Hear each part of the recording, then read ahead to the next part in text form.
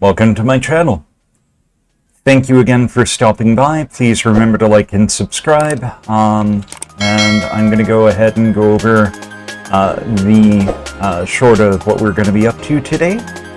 We are going to be going over the parts I chose for my mom's build upcoming.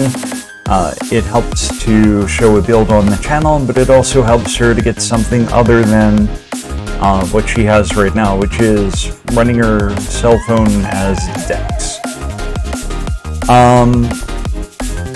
Her laptop is too old. It's not really all that functional, and the only other computer we have in the house that isn't the one I built is an Acer from like over 10 years ago.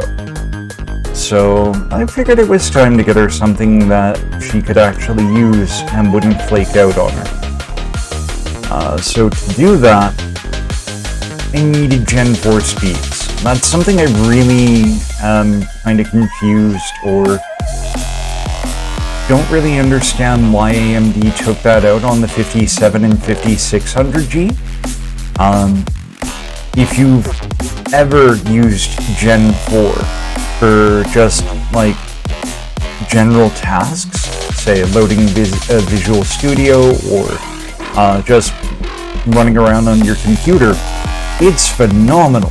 I'll never go back to Gen 3.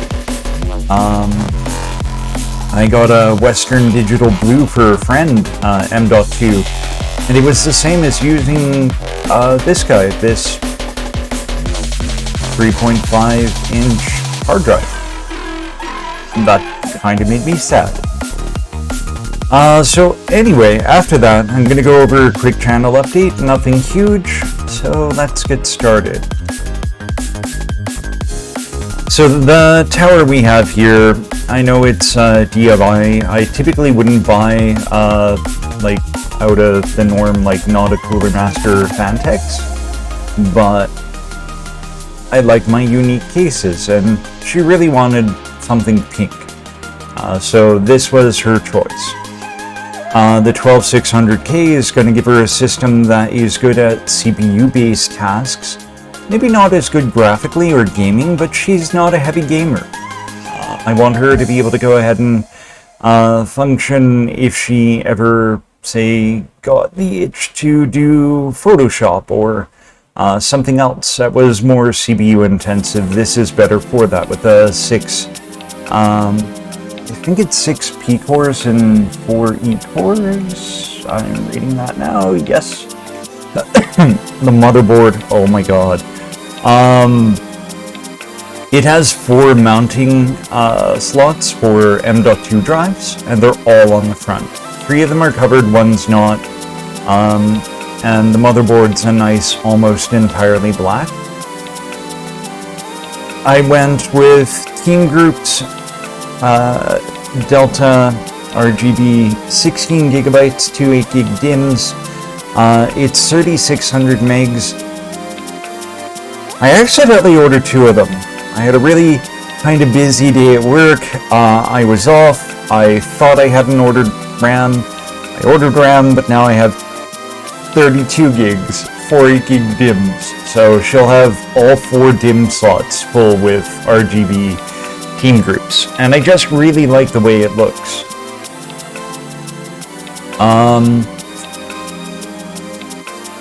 I love this hard drive. Gen 4, fast, reliable. I've used it in 2 or 3 of my builds so far, and it's been really good. Hard drive I like as a workhorse. This I used, I didn't want to have like blasting Noctua, and I also wanted RGB, and I think this will get her enough airflow while keeping the RGB similar to the cooler, the AIO, that won't really be an issue. Power supply is fully modular, so I only use what I need. Cables, I just wanted to add a nice touch. This is for hard drive, those are for the 24 pin and the 8 pin power, and if I had a video card, oh god, video card, I'd go ahead and use it on that. The RGB is just my favorite. I love the Fantex ribbon, and it's been a bit since I've been able to find a case that might actually be able to make use of that.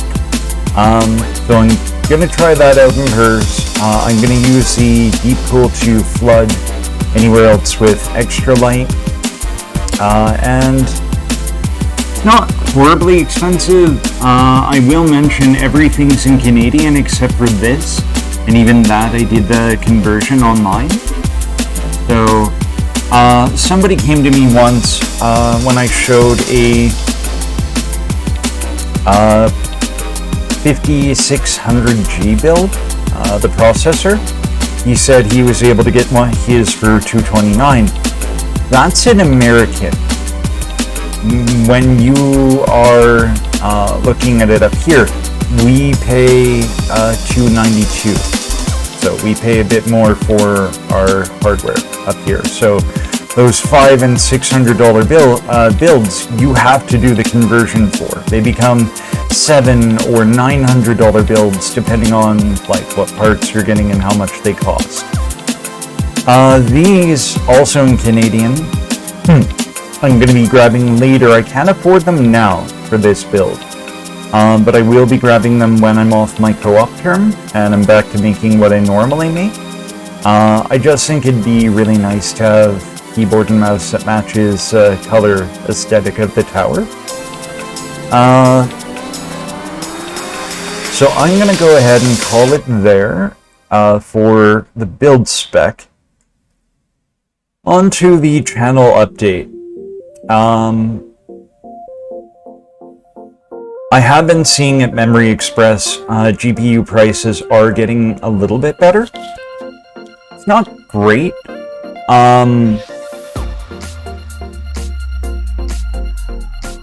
I mean, at least it's available. You can go into store, you can grab whatever they have on the shelf.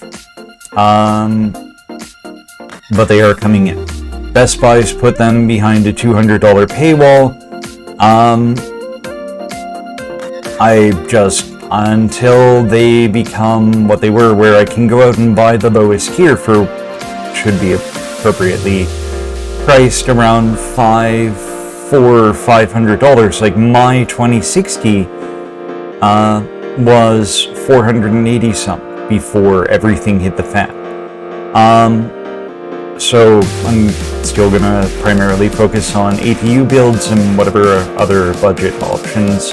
ETA Primes had a look at a couple mini PCs from Ministorm I might check out. Their bare bones kit looks really nice if you want to get something that you can go ahead and game on in the meantime, but that cuts you off from being able to go ahead and upgrade to a GPU later. I'd rather go for an APU build and wait for GPUs to get better, because if you throw it in like an ITX or and like any case really, you can have the gaming performance now, can use GeForce Now to augment that, and then when you're ready and things don't cost an arm and a leg, you can go ahead and buy a GPU and upgrade your system later on.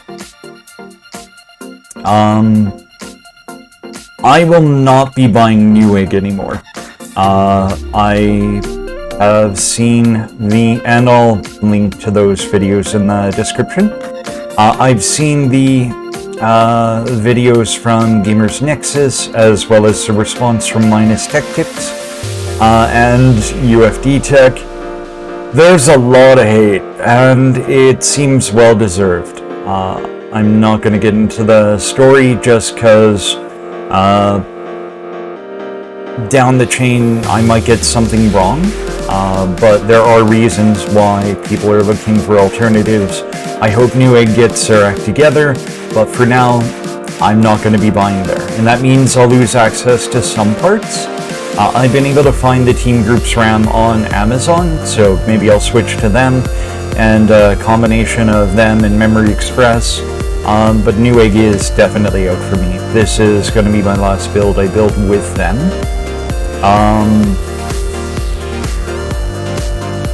And that's pretty much it. I'm going to try to maintain a weekly schedule.